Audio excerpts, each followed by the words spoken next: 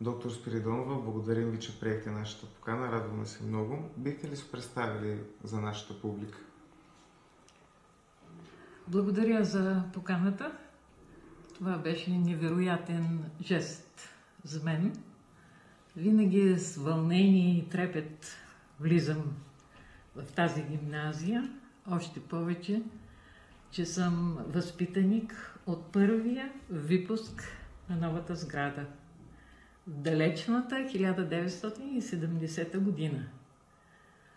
Завърших медицина с пълно отличие, като първенец на випуска, с 5-годишен син, и специализирах неврология, една от най-трудните специалности, която е свързана с много учение, много труд, много постоянство, много лишения, но пък за това много хуманна професия, може би е най-хуманната, защото по-ценно от здравето едва ли има. Работих като невролог през целия си трудов път и последните години, след 4 конкурса, започнах работа в ТП на НОИ Пловдив, като достигнах до най-високата позиция председател на медицинска комисия, която осъществява контрол на решенията на ТЕЛК и обжалва неправилните решения на ТЕЛК пред НЕЛК, както и обжалване на решения на НЕЛК пред Административен съд Пловдив. Работа, която изисква обширни познания, която изисква високи морални качества, която изисква прецизност, справедливост, никой да не бъде ощетен и никой да не получи паричен еквивалент незаслужено. Защото зад всеки поставен подпис течаха парични потоци.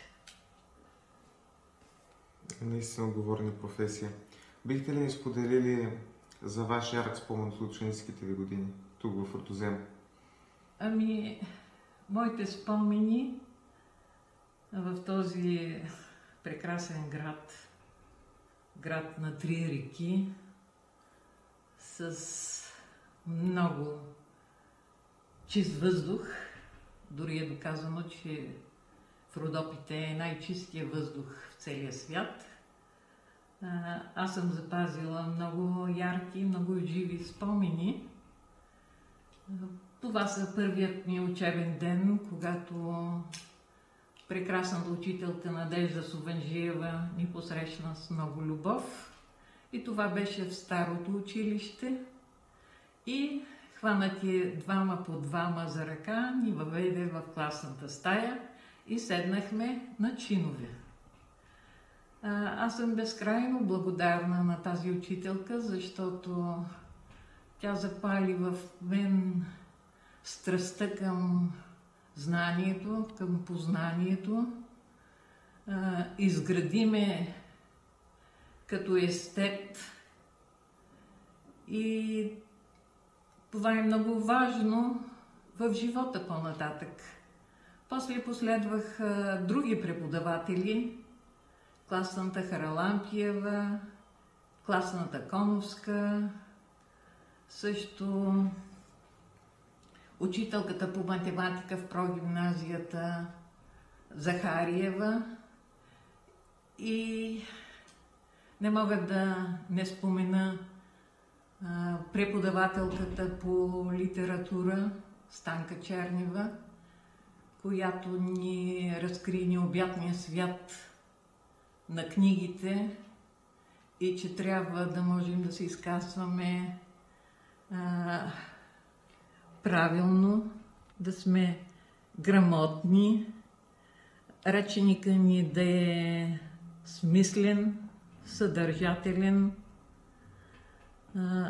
Не мога да прескоча забележителното семейство Елена и Васил Марински, които ни разкриха тайните на математиката и ни учиха да разсъждаваме, да мислим логично, което е много, много важно.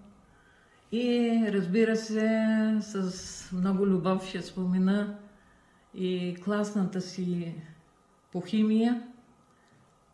За мен тя е легендата на град Рудозем, преподавателката по химия Невена Петрова, която изкара почти целия си професионален път в гимназията и която подготви всички кадри за университетите. Аз съм изключително благодарна, че беше строга, взискателна, педантична.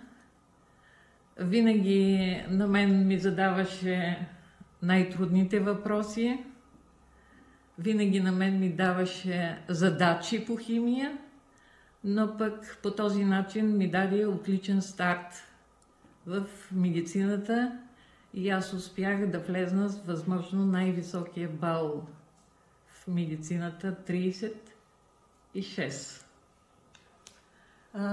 Обичах много преподавателя си по физкултура, Кръстю Севастиянов, който дойде от София като млад учител и остана години наред в гимназията, като той въведе задължителната сутрешна гимнастика, нещо, което е много важно и не знам дали сега се практикува, който създаде кръжоци по тенисна маса, по лека атлетика и печелихме много състезания. В 9-ти клас бяхме окръжен първенец по лека атлетика,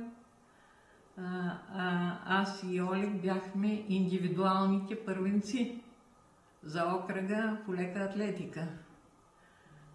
Той ни научи да обичаме спорта, да сме двигателно активни, защото спортът това е инвестиция за бъдещето.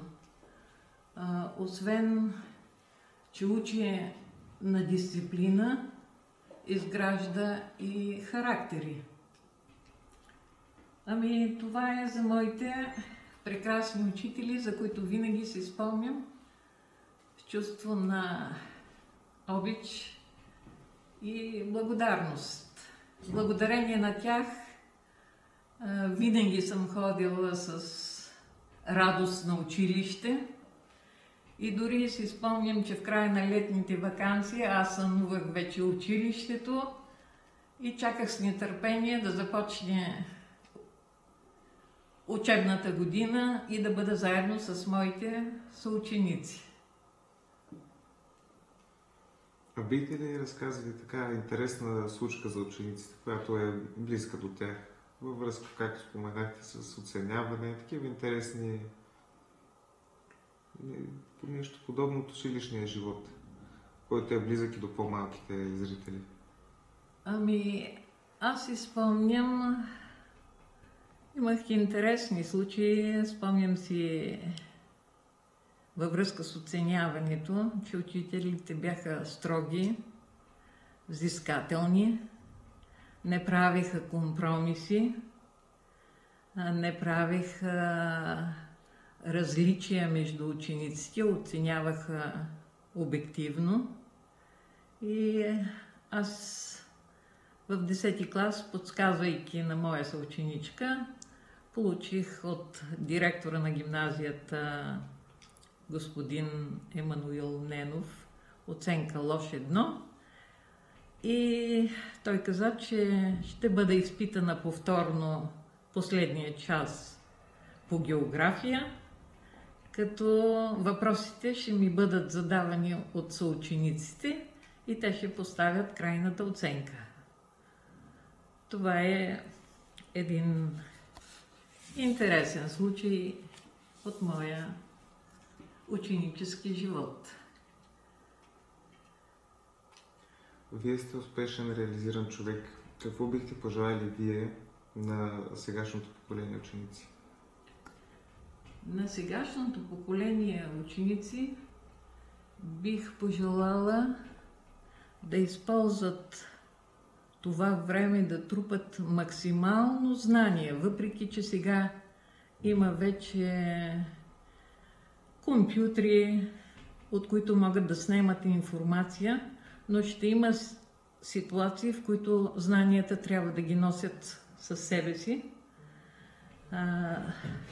да бъдат упорити, да следват мечтите си, колкото и дръзки да са те, да бъдат внимателни към съучениците си, да помагат на тези, които по-трудно се справят с материята, да имат респект и уважение към учителите, защото без да си благодарен за постигнатото, ти не можеш да вървиш и напред.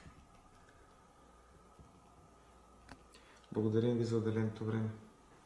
И аз благодаря за поканата. За мен беше наистина чест. За нас също.